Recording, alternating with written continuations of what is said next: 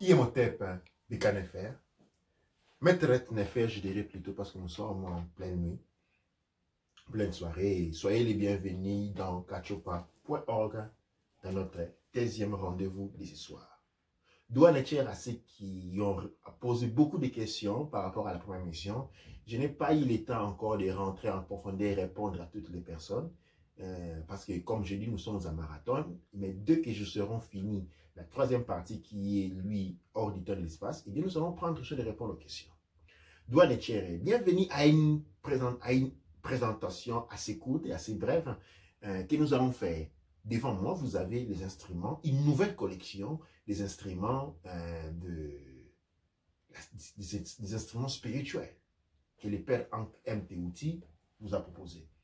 Comme vous pouvez voir, à mes deux mains, j'ai les rods de la Mahat que je tiens, qui me permet d'être synchronisé avec ce monde et avec mettre d'autres dimensions en même temps.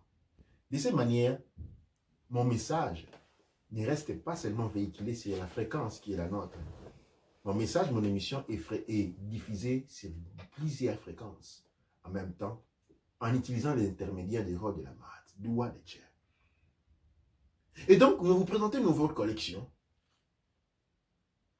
qui voici, très impressionnante, grâce au travail excellent de notre mout Kanetcher Ra Kuti Netcher. Donc, vous voyez, ici, nous avons une combinaison de ce que nous appelons notre fameux Singalo qui est autour des hanches. Nous avons un chevillé et nous avons un bracelet, tour de cheville et bracelet. Bien, voilà une nouvelle présentation que vous pouvez voir de ces trois éléments recomposant ce qu'on appelle les trois sphères de la création, la Trinité. Nous avons un tour des hanches, un tour des chevilles et un tour des bras. Ici, nous avons une nouvelle présentation qui est très excellente, où nous avons la croix en collier, mais le collier ici est parsemé, vous pouvez voir, des cristaux bleus. Et vous avez des boucles d'oreilles d'encre en même temps. Ceci fait partie d'une nouvelle collection pour nos mouts et nos jeunes scénettes. Avoir une croix encre sur la poitrine et des boucles d'oreilles de la Mahat parsemées des cristaux. Ici, nous vous proposons le même travail, ici, avec une combinaison légèrement différente en ce qui consiste, ici, nous avons un singaloketo, tour des hanches, nous avons un chevillé et un bracelet, c'est-à-dire les anclettes. Nous avons les anclettes au bras, et nous avons celui au chevillé, et nous avons les tours. Ici, nous avons celui-là pour les hommes, et de l'autre que j'avais présenté en premier lieu, c'est-à-dire, c'était lui ici, était pour femmes, avec une nouvelle technique de fermeture très importante. Eh bien, je vais continuer ici avec un but de boucle d'oreille de la Mahat. Celui-ci maintenant est surmonté d'une configuration géométrique composée d'un cercle carré et rectangle de la Mahat avec des ancres. Alors, en termes, je vais sauter directement en termes des bijoux. Nous avons un modèle simple aussi qui est celui-là, qui a été déjà présenté bien des fois. Alors, je vais continuer brièvement, parce que j'ai dit que c'est une émission brève, à vous présenter une nouvelle formulation des croix encre. Ici, nous l'avons parsemé dans une nouvelle formulation. Nous avons les croix encre en bleu et il est surmonté de pierres, des cristaux, et avec une fermeture très intéressante. Une fermeture solide, mettant en exposition toute la beauté de la culture Kush-Kamit Congo en Renaissance, avec un croix encre bleu niveau bas, ok, niveau des lames, couleur des lames le bleu, surmonté des cristaux, dont nous avons ici la couleur noire. Douane Tchéré pour ce grand travail et cette grande contribution que nous vous faisons montre. Ici, nous avons encore une autre croix encre. Ici, elle est d'une couleur différente, ok, surmontée de pierres, dans une configuration exceptionnelle, rayonnant la beauté de la culture Kush-Kamit Congo, les savoir-faire avec les puissances des cristaux. Je vais essayer de mélanger pour prendre les dernières présentations, un dernier travail. Ici, là, nous avons un encre noir, ok, très important, parsemé lui aussi des différents cristaux, très importants, ok, une nouvelle collection qui se présente, ok, reprenons les 3 couleurs du Ratefnaket Matarui ou de la Renaissance Kush-Kemetique noire. Nous disons the red, hein, in the name of the red, the black and the green, c'est-à-dire nous avons les rouges, les verts et les noirs. Nous allons continuer cette présentation, souvenez-vous, hein, c'est lui ça, nous avons les verts. Impressionnant. Je ne sais pas quoi vous dire. Ici, là, nous avons les verts et les noirs. Les verts et les noirs. Encre en vert. Fil en vert. Cette partie est en noir. Très important. Très prochainement, nous aurons un encre de Ratefnaket Matarui. C'est-à-dire, nous aurons un encre qui sera présenté, dont la structure représentera les noirs, les rouges et les verts. Dont les fils parties vers sera en noir, rouge et vert. Qui sera les encres pour la résistance. Eh bien, nous allons continuer dans cette présentation qui est assez longue et brève. Ici, nous avons les baguettes d'Epta, du père Ankh Mtewuti, qui est un instrument destiné au Kaneb. Voici la baguette d'Epta, voici, qui est lui un combo, c'est-à-dire de bois Kush-Kamit Congo, parsemé, entouré ou mis ensemble avec un fil de cuivre de couleur bleue, surmonté des différentes pierres représentant les différentes galaxies, compris dans notre système solaire.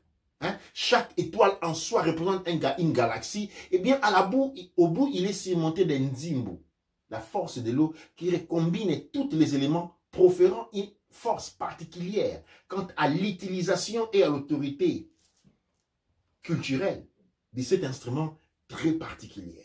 Eh bien, il vient ensemble contenu dans une pochette. Voilà, que vous voyez.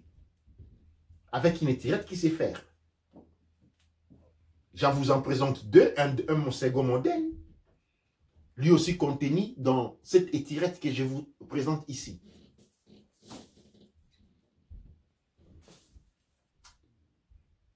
Ok, ici, nous sommes en train de parler, ceci fait partie des instruments Kaneb et du père Ankh Mtewuti.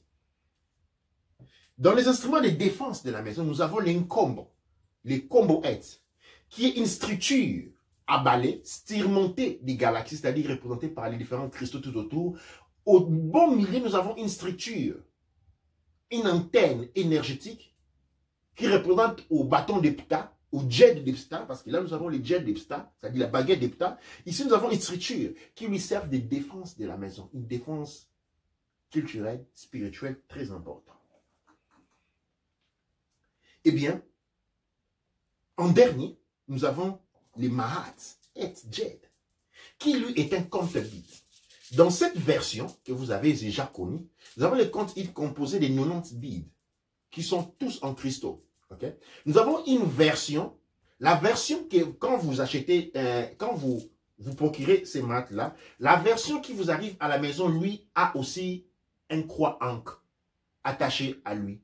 Il y avait la version avec une petite croix ankh attachée à lui, et nous aurons une version avec une grosse croix ankh attachée directement à lui, que vous allez voir très prochainement.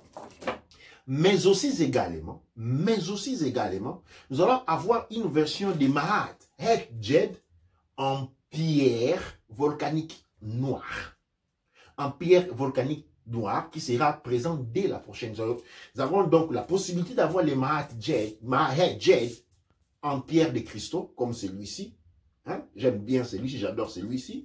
Qui, lui, se présente comme ça, Mais quand vous l'achetez, il vient avec une croix ancre. Nous allons avoir un autre modèle, ok, qui lui aura une grande croix ancre à son extrémité ici.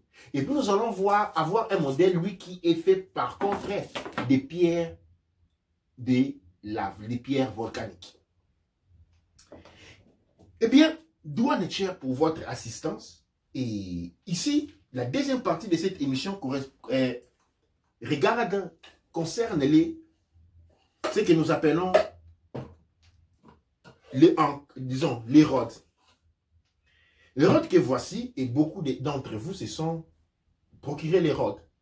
Aujourd'hui, ce que je présente, ce ne sont pas les rods, excusez-moi, mais plutôt comment nettoyer les rods. Pour nettoyer les rods doivent être nettoyés de temps en temps. Nous avons besoin de ces chiffons-là.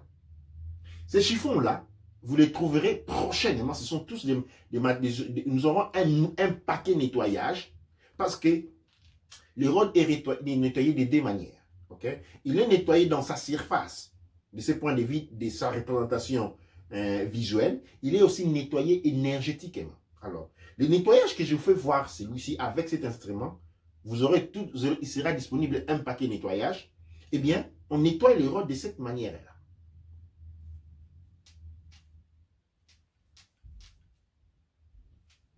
On les tourne avec une main, on les tient à sa base comme ça. Et on tourne, on chiffonne, tout simplement. On est en train de chiffonner comme ça. Ok? On chiffonne de cette manière-là les rods. On tourne, on chiffonne, on nettoie. Les matériels est un matériel particulier en fibre qui permet le bon nettoyage. Comme ça, le rod, il est bien. Il brille très bien. Et plus il brille, plus son énergie est bien fait. Vous pouvez voir.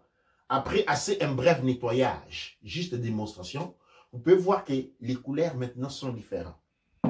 La même chose est faite avec les rods en métal. En nettoyage, on chiffonne de cette manière-là.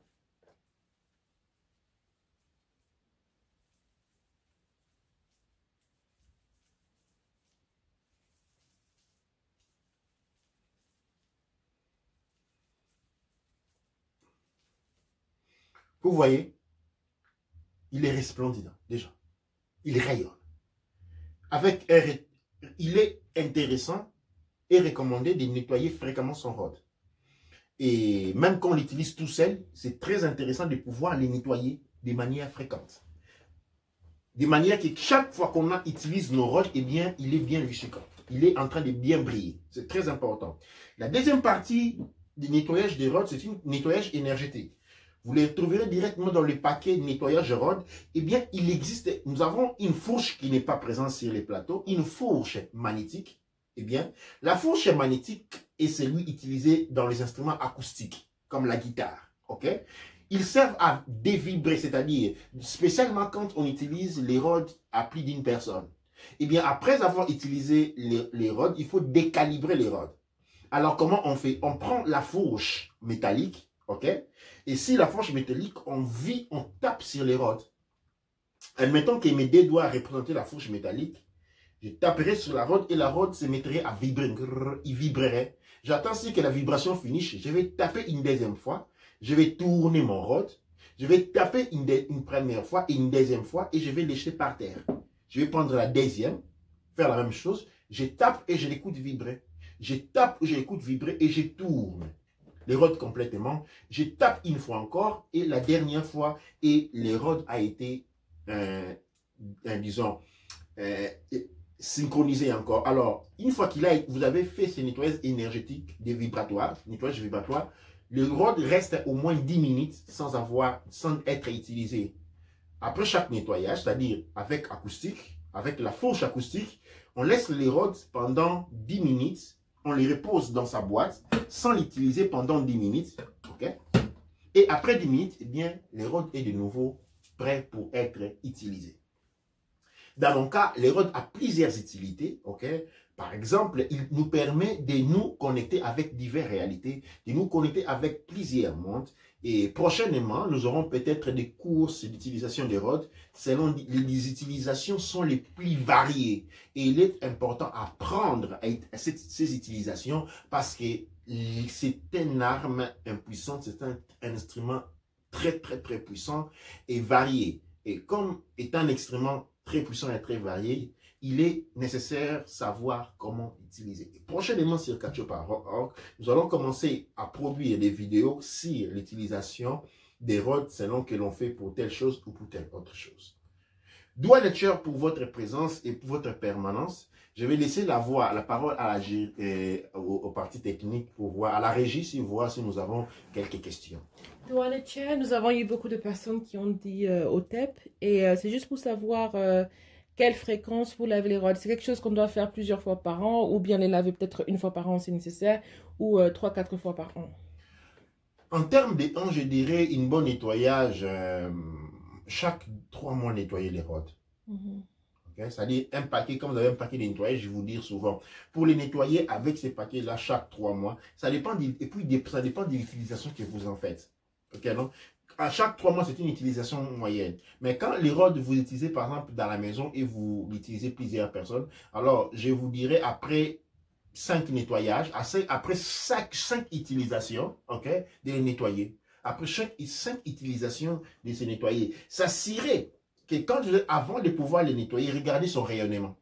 Hein? Voyez, prenez votre rod et regardez son rayonnement avant de l'utiliser. Et si vous le voyez à peut-être, c'est-à-dire il doit être nettoyé.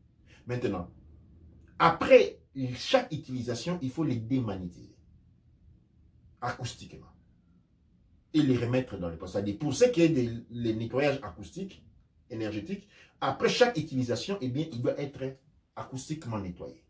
Dua Nature. Dua Nature. Je vous remercie pour avoir été avec nous sur kachopa.org pour cette deuxième partie. Je vous renvoie donc à notre troisième partie qui est hors du temps et de l'espace. Dua Nature, Dua Amon Ra, Dua Neb Cher.